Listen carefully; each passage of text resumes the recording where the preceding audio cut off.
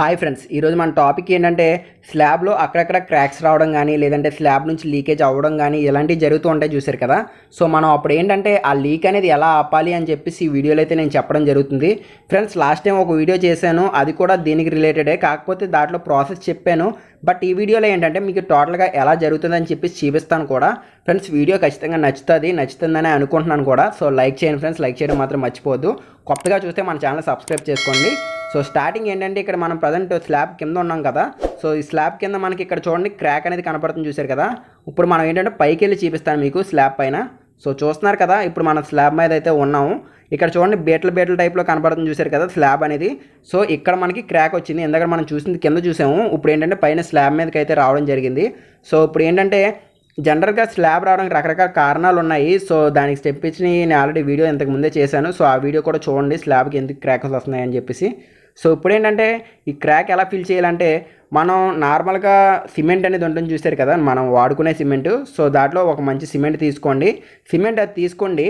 తర్వాత ఇక్కడ నేను ఈ వీడియోలో సిమెంట్ వేరే చూపిస్తాను. మీరు ఏంటంటే ఇదే వాడాలని చెప్పేసి కాదు. సో ఇదేంటంటే వాటర్ ప్రూఫింగ్ సంబంధించిన సిమెంట్, ఎయిర్మెంట్ అని చెప్పేసి సిమెంట్ అనేది ఉంటుంది, ఎంవైకి సంబంధించింది వాటర్ ప్రూఫింగ్ కోసం.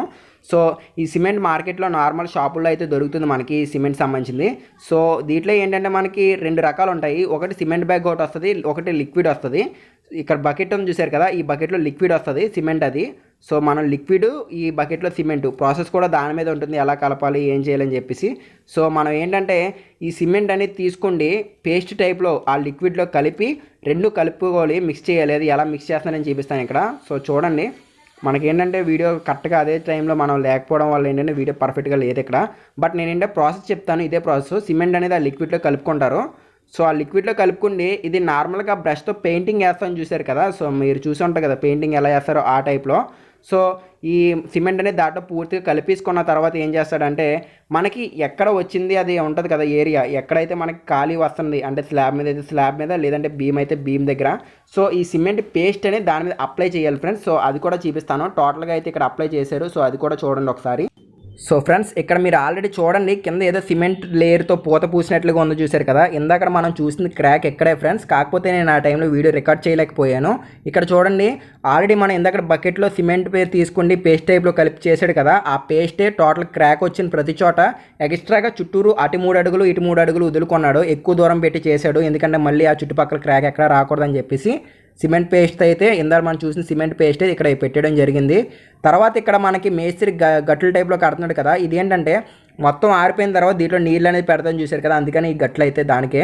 తర్వాత మీకు ఇంకొక డౌట్ రావచ్చు, అదేంటంటే మనకి ఇందాక నేను ఒక సిమెంట్ బ్యాగ్ చూపించాను కదా, అదే సిమెంట్ బ్యాగ్ యూజ్ చేయాలా లేదంటే ఏదైనా యూజ్ చేసుకోవచ్చా అంటే మనకి నార్మల్గా బయట ఎక్కడైనా సరే ఏ సిమెంట్ అయినా యూజ్ చేయండి. అంతకీ మీకు ఆ సిమెంట్ బ్యాగ్ కూడా క్రాక్ అనేది రాకపోతే నేను చెప్పిన సిమెంట్ అనేది యూజ్ చేయండి ఫ్రెండ్స్.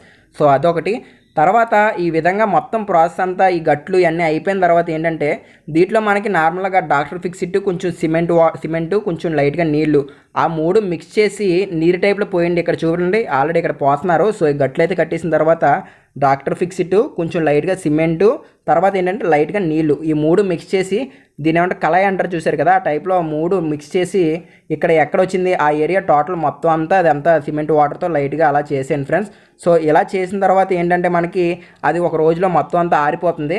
ఆరిపోయిన తర్వాత నుంచే ఒక 15 రోజులు నీళ్ళు అలా దాంట్లో ఆరిపోతుంది చూసారు కదా, డైలీ రోజు నీళ్ళు అలా పెడుతూ ఉండండి.